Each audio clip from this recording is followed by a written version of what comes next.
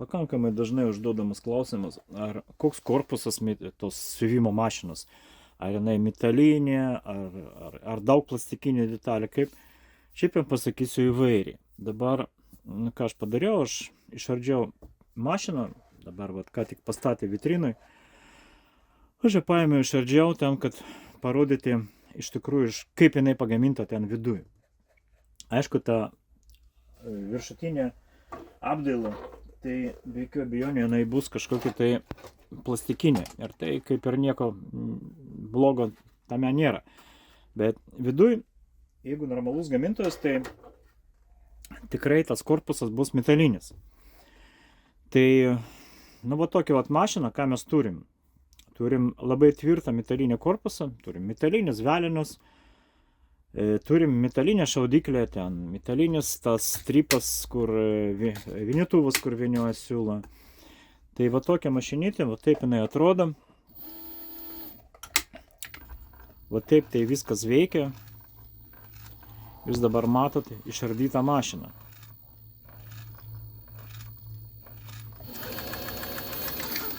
Mašina su servo varikliu. Toks labai galingas variklis, kurį reguliuoja, ypač gerai reguliuoja greitį. Galite siūt labai lėtai, kaip dabar aš siūnu, matot, adata vos juda. Galima siūt greitai ir labai greitai. Kaip sakant, jūsų skonio reikalas. Tai tai ką mes dabar padarysim, nežinau, kadangi mašina jau išardyta, tai liko man tik tai sutepti ir surinkti atgal.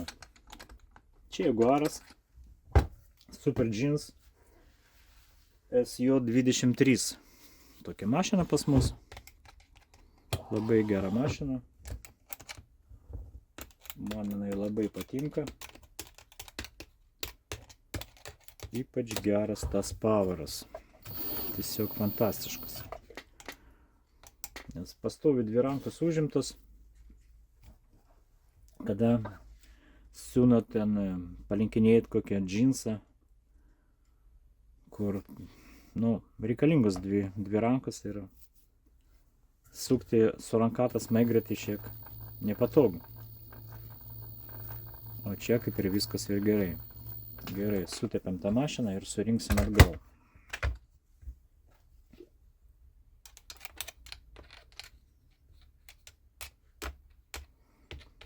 Kadangi detalės metalinės,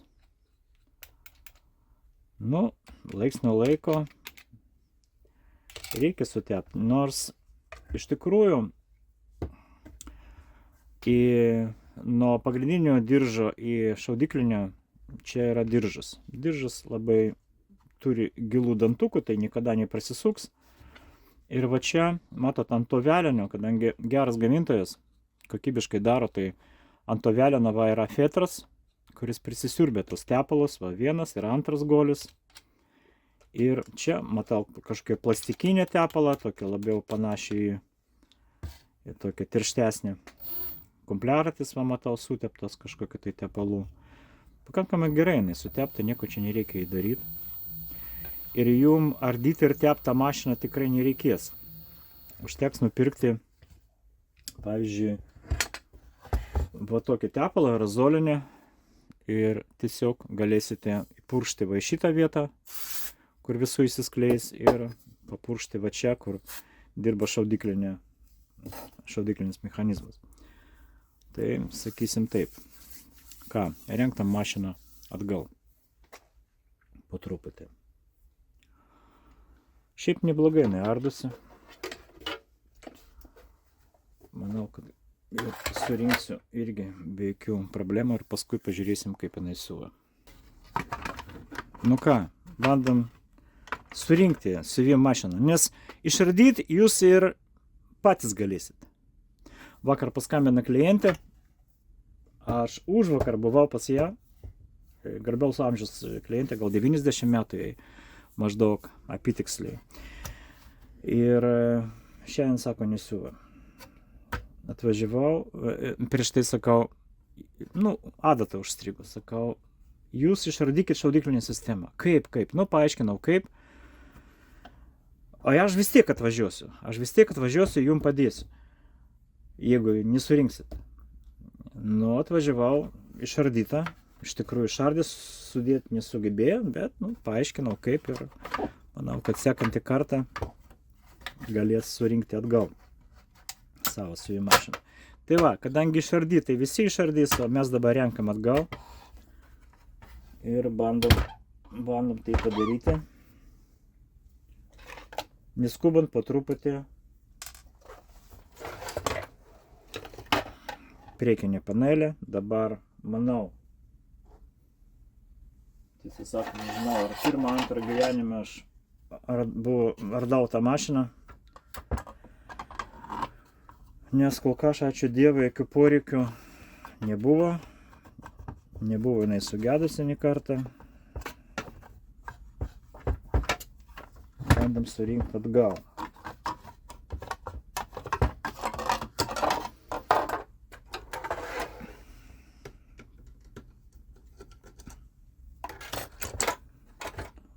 Mašina verta dėmesio, aišku. Gera, kokybiška. Jaguarai. Jau senai neatvažiuodavo pas mus japonai. Kažkada tai pakankamai tankiai jie buvo pas mus svečiuose. Bet po covido jau toks pasaulis. Virtualus tapo. Ir prekyba tapo irgi virtuali. Sakysim, nėra problema. Tiesiog užsakot tą prekį ir gausit rytoj, nesvarbu kur. Jau padaugėjo tų užsakymų iš Irlandijos, Suomijos. Viešpatie, iš kur tik tai neužsakinėja žmonės. Nu va, užstrigau. Kodėl? Reikia galvoti. Kodėl čia taip užstrigama?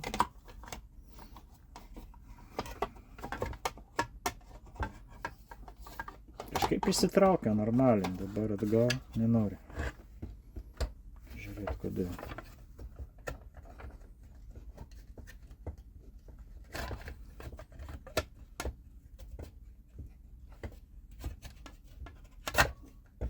Šiaip reikia tiesiog daugiau drąsos. Jeigu tu darai tą darbą kiekvieną dieną, tai tada, aišku, problemų būna mažiau. Mažiau reikia galvoti, daugiau dirbti. O šiuo momentu reikia ir galvoti, ir dirbti.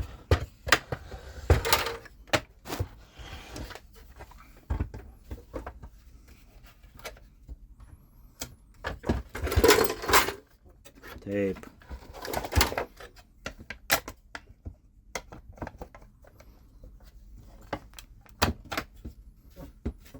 Dar drąsiau reikia, ne? Nu gerai. Šitą važiuoju. Liktai jinai savo vietoj, jo.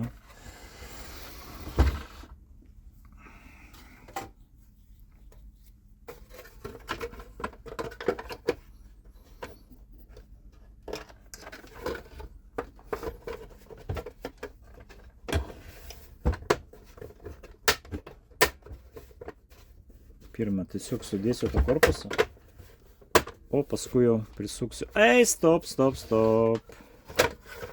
Ne. Čia yra medvaržtis vienas. Nu, toksai varžtas, kur laiko. Ne medvaržtis, čiagi ne medis. Čia plastikas. Tai ten laiko per vidurį korpusėlį. Ką čia daro? Daugiau kaip ir nieko. Šį čia nebus, paskui visi išoriniai.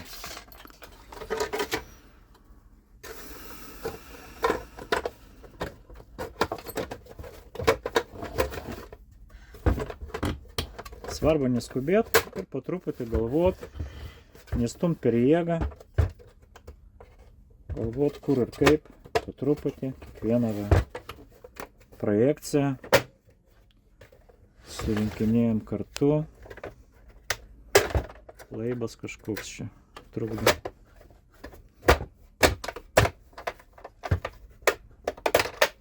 Nu va, visur turi būti lygiai. Sudėta, jokių skylių, jokių tarpų. Praeinam čia, pažiūrim šį čia. Nu va, liktai lygiai čia. Viskas kerpia gerai. Galim prisukti keletą varžtų.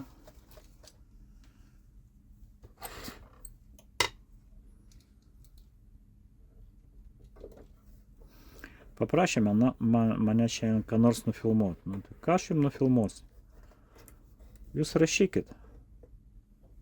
Kokie pas jūs pagidavimai. Ir bus viską padaryta. Nufilmuota bus. Nes mūsų fantazijos jau trūksta.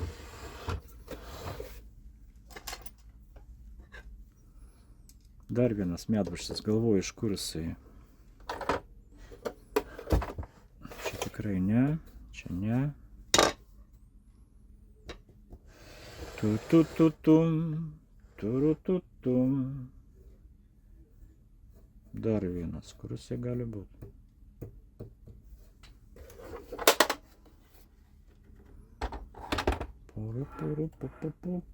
Šį čia. Nu jie turbūt.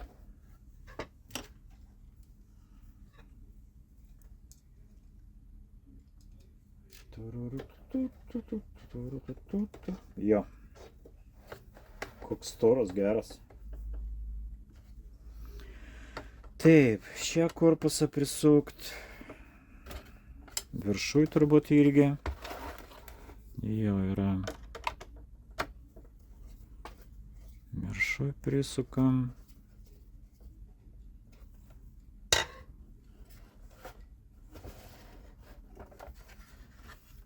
Okay. Šitą dangtelę.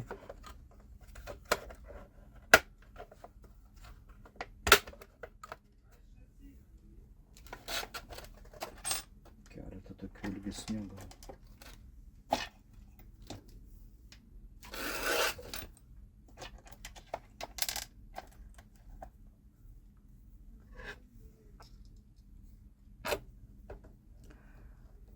Kokiagi, galvoju, žinot ką,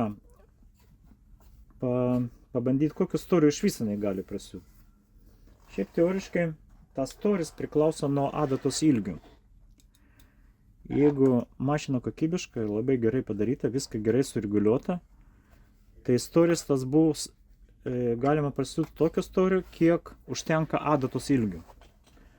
Kada adata jau remiasi į medžiagą, adatos laikiklis remiasi į medžiagą, nu, čia jau riba.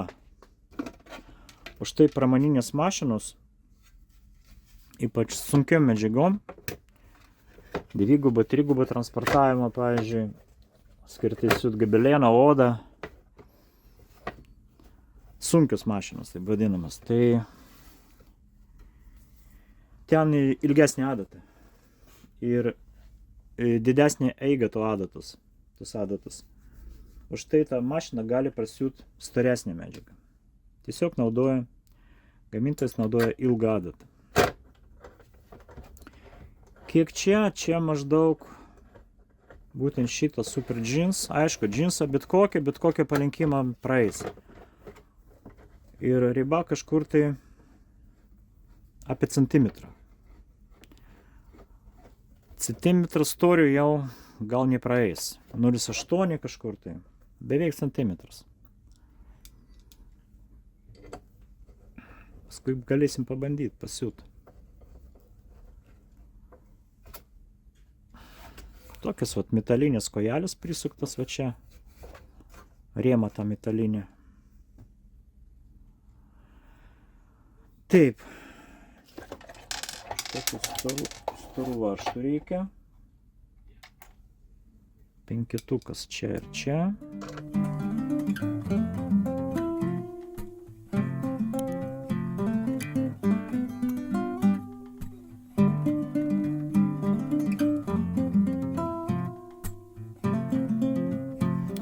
Ardant svarbiausia nepamiršti va tą pirmą, atsimenat medviršį. čia jisai prisuktas. Jeigu ne, tai, būna ardo ir nežino, kaip toliau. Atrodo viską atsukta, jisai ten giliai va šičia paslėptas. Tai kągi, šaudiklinė. Rytis gaubtas. Rytis gaubtas. Aha, pažiūrėsim, kaip jinai sureguliuota. Šiaip. Taip, 90. Matau, čia yra. Prapjauta pusė nuo savęs, nors va taip atbulai tai ir nelabai įstatysit. Prapjauta pusė į manęs, tai matot, jinai nelenda ten. Bet kartais mūsų žmonės sugeba neteisingai statyti adatą. Nežinau kokiu būdu. Nors gamintojas viską padarė, kad tai būtų neįmanoma, bet pasitaiko. Taip, toliau. Čia pas mus buvo dygsnių tankumas. Ketvirtuko. Ne. Tankumas pas mus čia yra. O čia operacijos pakeitimas. Taip. Jungiam zigzagą. Čia dygsnių plotis reguliuojasi.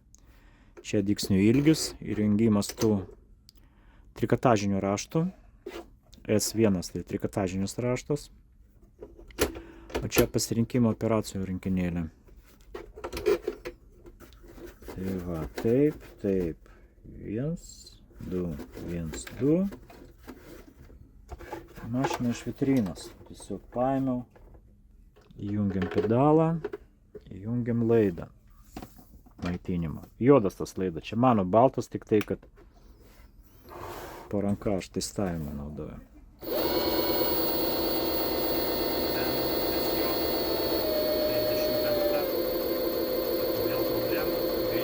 Atvažiavo jo? Gerai, tai jau sekundėlę.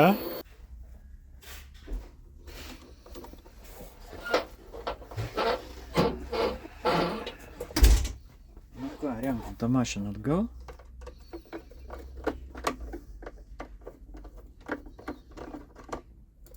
Vienas, du varžtai. Adatos plokštelė turi, adata turi patekti adatos plokštelę per vidurį. Čia per vidurį, viskas gerai. Liko šitas dangtis.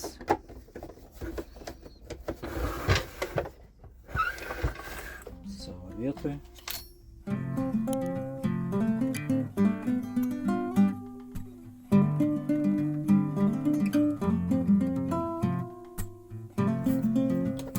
Siūlo įvirimas. Priešais laikrodžio rodiklį sukasi rytį, kai išvinioja siūlą. Ir reikia iškabinti šitą vėlą.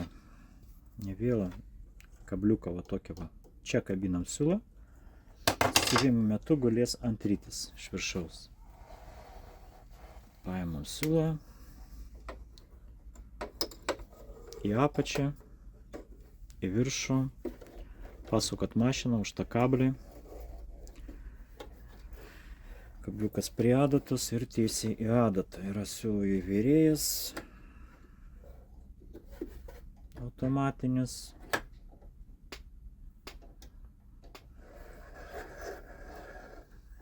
Ištraukiam į viršų apatinį siūlą. Dvi atgal. Uždarom stiklą. Pradedam siūt. 1, 2, 3, 6. 6 sluoksnius, prilaikant siūlų, įsmeigt, nuleist. Kojelę laikyti už siūlų pradžioje būtinai. Dygsnių tankumas retas, paprastas dygsnis, tiesiai siūlam. Staliukas. Komplektuoju su šitokiu staliuku.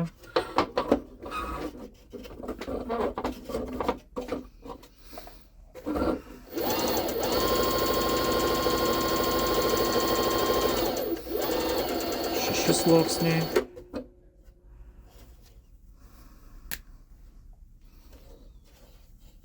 Šeši kartais 18 ir 12, 30. 30 sluoksnių lyno. Ir va čia ir yra ta riba. Matot?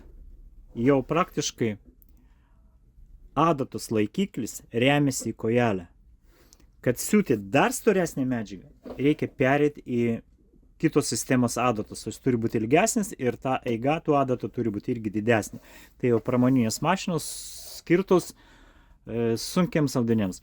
Bet paprastos pramoninės mašinos turi tokio pačio ilgio adatą kaip ir šita. Būtent 1:1.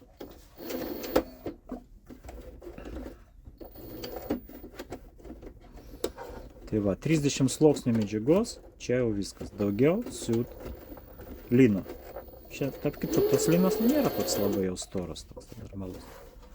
Va tiek gali prisiūt. Jeigu pamatuot, pavyzdžiui, štangriui pamatuot, kur tas mūsų instrumentas, taip. Dingo. Va, jisai. Galim pamatuot, kiek čia storio. Ir čia mums gavosi. Nu, jeigu stipriai suspaus, tai gavosi 8,5 mm. Jeigu va šitai pamatot, tiesiog neprispaudus tą medžiagą, nu, kažkur tai centimetras. Čia riba, daugiau būti nemašina, tiesiog susiūt negali. Čia tiek, su jumis buvo Grigorij, turiu jau darbų ir sėkmės.